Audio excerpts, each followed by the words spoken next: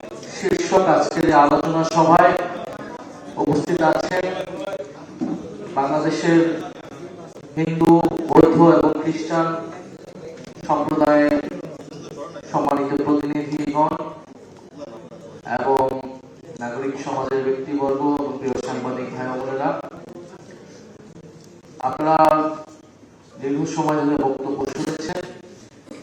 আজকের এই সেমিনার বা আলোচনার মূল উদ্দেশ্য হচ্ছে যে জুলাই গণঅভ্যুত্থানে যেই বৈষম্যহীন সমাজ, একটা অন্তর্ভুক্তিমূলক সমাজের কথা আমরা বলেছি, আমরা সেটাকে এখনো ধারণ করি এবং সেই বাংলাদেশ বিনির্মাণে আমরা কিভাবে আরো ঐক্যবদ্ধভাবে কাজ করতে পারি সেটা নিয়ে আলোচনা।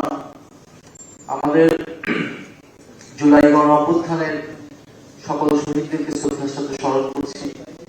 এখানে আপনারা শুনেছেন আমাদের প্রায় 9 জনের মতো শহীদ রয়েছে যারা সনাতন ধর্ম অবলম্বী। হৃদয়চন্দ্র সহ রিয়াগ, রুদ্র সেন সহ 9 জনের কথা আমরা শুনি এবং নিঃসন্দেহে এই গণ অভ্যুত্থানে সকল সম্প্রদায়ের মানুষ, সকল ধর্মের মানুষ অংশ নিয়েছে, কাঁধে কাঁধ মিলিয়ে লড়াই করেছে। আমি যদি আমার বিশ্ববিদ্যালয়ের কথা বলি, আমরা যখন ঢাকা বিশ্ববিদ্যালয়ে আন্দোলনটা শুরু করি, জগন্নাথ হল থেকে কিন্তু প্রতিদিনই মিছিল এসে এই গণ অভ্যুত্থানে বা কোন সংস্কার আন্দোলন যখন প্রাথমিক পর্যায়ে সে আন্দোলনে যুক্ত হয় তারা। ফলে এই আন্দোলনের প্রথম থেকেই যে অসাম্প্রদায়িক চরিত্রটা ছিল এবং আমরা যেই সরকারের বিরুদ্ধে, সরকারের বিরুদ্ধে আন্দোলন গড়ে তুলেছিলাম, সেই সরকারের কিন্তু একটা সংখ্যালঘু কার্ড দিয়ে তারা সবসময় একটা রাজনীতি করার চেষ্টা করতো বা একটা বিভাজন করার চেষ্টা করতো। ধর্ম নিরপেক্ষতার নামে তারা সবসময় বোঝাতো যে তারা অসাম্প্রদায়িক বাংলাদেশ, তাদের কথিত অসাম্প্রদায়িক বাংলাদেশ, এবং তারা সংখ্যালঘু সম্প্রদায়ের পক্ষে এবং অন্য রাজনৈতিক দলগুলা সংখ্যালঘু কমিউনিটির বিরুদ্ধে। এবং একটা ভোট ব্যাংক আমরা সবসময় দেখে এসেছি বা শুনে এসেছি যে তারা ভোটের আগে একটা প্রচারণা, একটা প্রোপাগান্ডা তৈরি করতে, একটা ভয় আতঙ্ক তৈরি করে সংখ্যালঘু সম্প্রদায়ের ভোট নেওয়ার চেষ্টা করত। এই নির্বাচনে আমরা এই কাছাকাছি ধরনের কৌশল আমরা দেখেছি।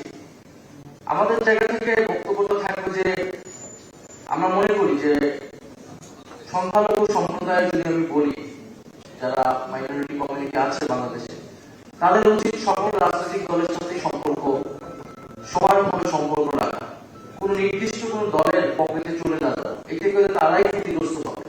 আর একটা সম্প্রদায়কে যদি দলীয়করণ করে ফেলা হয়, ওই দলের যত অপরাধ অপকর্ম থাকবে সরকারে বা সরকারের বাইরে থাকলেও, সেটা কিন্তু সেই কমিউনিটির প্রতিও চলে আসে এবং সমাজে একটা বিভাজন তৈরি করে।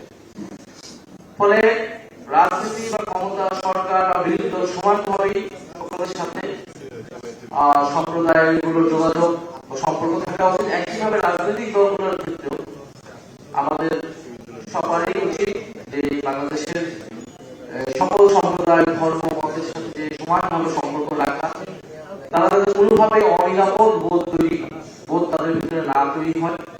কারণ আমরা দেখছি যে বাংলাদেশে বা পুরো দক্ষিণ এশিয়াতে, বিশেষত ভারতে, যে এই ধরনের সাম্প্রদায়িকতা তৈরি হচ্ছে গত কয়েক বছর ধরে, এবং সেখানে এনআরসি আইনের মাধ্যমে নাগরিকত্ব কেড়ে নেওয়া হলো মুসলমানদেরকে, সেখানকার দলিতদের উপর নির্যাতন করা হচ্ছে, খ্রিস্টানদের উপর নির্যাতন করা হচ্ছে, এবং পশ্চিমবঙ্গ ইলেকশনে বহু মুসলিমদেরকে ভোট দিতে দেওয়া হয় নাই, এখন তাদেরকে অবৈধ বাংলাদেশি বলে পুশিং করার চেষ্টা করা হচ্ছে। যখন ভারতে এই অবস্থা, তখন বাংলাদেশের দায়িত্ব হচ্ছে সকল আমাদের যে সাম্প্রদায়িক সম্প্রীতি এবং আমাদের জাতীয় সংহতি, জাতীয় ঐক্য, এই সম্প্রীতি প্রশ্নে সেই ঐক্যটা বারবার করে জাতিকে মনে করিয়ে দেওয়া, পুরো বিশ্বকে এটা দেখানো, পুরো দক্ষিণ এশিয়াকে দেখানো যে বাংলাদেশ হচ্ছে একটা রোল মডেল, যে বাংলাদেশের সকল সম্প্রদায় আমরা একসাথে ঐক্য